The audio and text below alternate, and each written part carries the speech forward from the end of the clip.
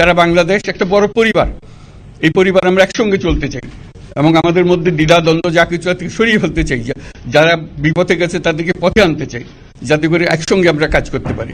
এর মধ্যে আমরা শুনলাম, আসার পথে শুনে আসছি যে এখানে আইন শৃঙ্খলার ব্যাঘাত হচ্ছে, মানুষকে আক্রমণ করছে, ঘরবাড়ি জ্বালিয়ে দিচ্ছে, সম্পদ জ্বালিয়ে নষ্ট করছে, চুরি করছে, দিয়ে যাচ্ছে, অফিস আদালতে আক্রমণ করছে, সংখ্যালঘুদের উপর আক্রমণ করছে, হিন্দু, বৌদ্ধ, খ্রিস্টান, আহমদিয়া সবার উপর আক্রমণ করছে। এগুলো হলো ষড়যন্ত্রের অংশ। এগুলো আমাদের বিষয় না। আমাদের কাজ হলো এটাকে রক্ষা করা, সবাইকে রক্ষা করা, এটাকে প্রতিটি মানুষ আমাদের ভাই, আমাদের বোন, তাদেরকে রক্ষা করা এবং আমাদের একটা শৃঙ্খলা ফিরিয়ে আসা। বিশৃঙ্খলা, সহিংসতা এগুলো হলো অগ্রগতির বড় শত্রু। আমাদের যে যাত্রা শুরু হলো সেই যাত্রার শত্রু। এই শত্রুকে যাতে রোধ করা যায়, তাদেরকে বুঝিয়ে শুনিয়ে হোক, তাদেরকে আইন শৃঙ্খলার হাতে দিয়ে হোক, এটা বুঝাতে হবে। তাকে মেরে পেটে এটা ঠিক না। আইন শৃঙ্খলা নিজের হাতে ঠিক না। তাকে আমাদের আইন শৃঙ্খলা বাহিনী এমন হতে হবে, তাদের হাতে সুপর্দ করলে আমরা নিশ্চিন্ত থাকবে তার একটা বিহিত হবে। এমনগুলো আমরা হাতে দিয়ে দিলাম, 2 টাকা দিয়ে আবার ছেড়ে দিল, এটা যেন আবার না হয়। আমাদের সেই আস্থাটা আমাদেরকে আনতে হবে। কাজে আইন শৃঙ্খলাটা এখন আমাদের প্রথম কাজ। এই আইন শৃঙ্খলা ঠিক না হওয়া পর্যন্ত এটা আমরা অগ্রসর করার জন্য পদক্ষেপ নিতে পারবো না। আপনারা আমার উপরে আস্থা রেখে আমাকে জানিয়েছে, ছাত্ররা আমাকে আহ্বান দিয়েছে, সেটাতে আমি সাড়া দিয়েছি। দেশবাসীর কাছে আমার আবেদন, আপনারা যদি আমার উপরে বিশ্বাস রাখেন, আমার উপরে ভরসা রাখেন, তাহলে নিশ্চিত করেন যে দেশে কোনো জায়গায় কারো উপরে হামলা হবে না। এটা আমাদের প্রথম দায়িত্ব।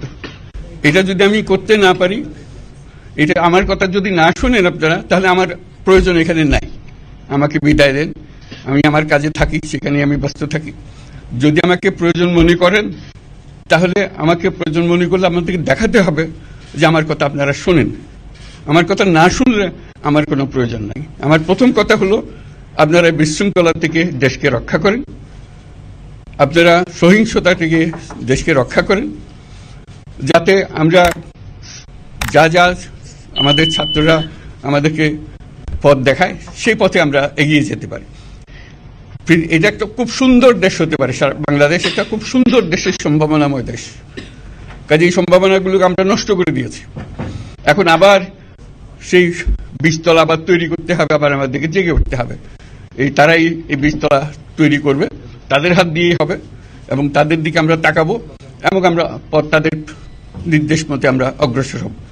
এখানে সরকারি কর্মকর্তা কর্মচারী যারা আছেন, সেনাবাহিনী, বিমান বাহিনী, নৌবাহিনী প্রধানরা যারা আছেন, তাদের প্রতি অনুরোধ, আমরা একটা পরিবার, এইটার মধ্যে যেন আমাদের গোলযোগ না হয়, আমরা একযোগে একসাথে চলতে পারি এবং আমরা তড়িৎ গতিতে একটা সুন্দর বাংলাদেশ গড়ার পথে এগিয়ে যেতে পারি।